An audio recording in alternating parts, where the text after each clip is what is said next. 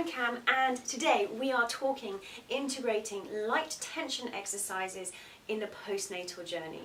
It is important that at this point you have been either signed off by a doctor or you have reached 6 to 8 weeks post-normal birth or 10 to 12 weeks post-C-section. If you haven't reached those milestones yet and you haven't prepared your body with the breath work as described in my previous video, please don't continue. These exercises are designed to facilitate functional breath work, posture, and integrating that core strength with the pelvic floor strength and movement. It's very advanced and it's worth taking the time to really connect with that core and pelvic floor before doing these exercises if you haven't done so already. Otherwise, you are setting yourself up for pain either now or in the future. But if you have been practicing and you're ready to go, I am excited to show you today 3 exercises that are really good for integrating the core, the pelvic floor and the breath using light tension. I've got here a very thin elastic band. You can use one like this, which is a bit like a CrossFit band, or a TheraBand, which is more of a physiotherapy one. If you're using a TheraBand, you may find you want to loop it over at certain points if it becomes a little bit too light. If you're using one like this, you may just want a single line at certain points, especially when you start. So, the first exercise, again, you've practiced the integrated breath. Do so now if you haven't done so today, just before this. And then we are going into the movement. So, lying on your back, feet are hip distance apart and you are having the band overhead with your hands about shoulder distance apart. In this position here, when you're on the floor and resting, you're going to breathe in, expanding the core and pelvic floor.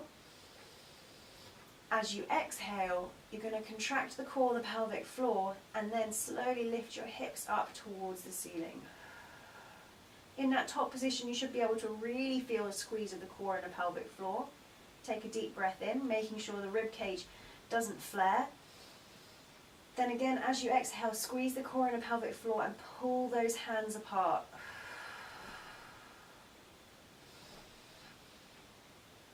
Breathing in to come back and breathing out. Purposeful exhale, rib cage down first and then the pelvis. I'll do that with you again with a bit more space. So, breathing in, core and pelvic floor is relaxed and expands. Breathe out, tilt the pelvis, squeeze the core and the pelvic floor, lift up to that top bridge position. Breathing in to hold, breathe out to pull that band apart. Squeeze your shoulder blades together, keep the rib cage, pelvic floor down. Breathing in, expand the pelvic floor and the core. Breathe out, purposeful exhale. Last time.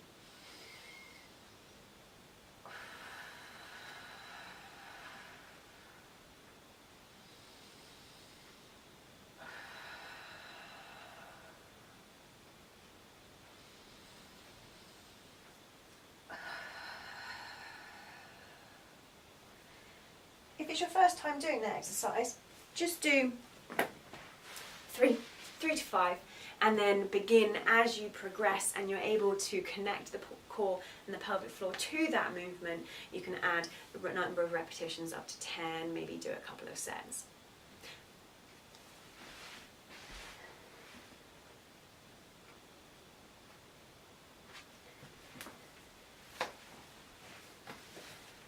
Next exercise here, we are in a kneeling position.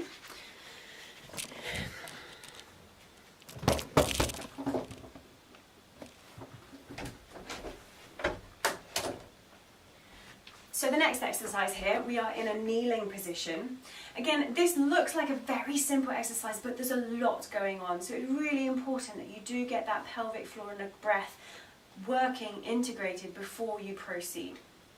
So in a kneeling position, again, have the band slightly wider than shoulder distance apart between the hands, palms facing down towards the floor. You're going to breathe in, expand the pelvic floor and core, breathe out, squeeze the shoulder blades together, Breathing in, expand, breathe out.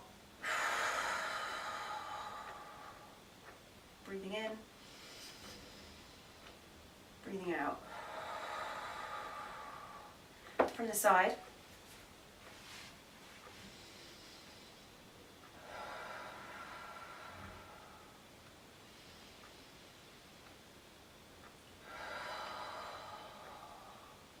It's important to note that the pelvis isn't in this arched position. The pelvis is tucked underneath as you do this movement. And as you pull the band apart, the rib cage, because you're doing a purposeful exhale, the rib cage stays down, imagining a spring connecting the pelvis to the rib cage.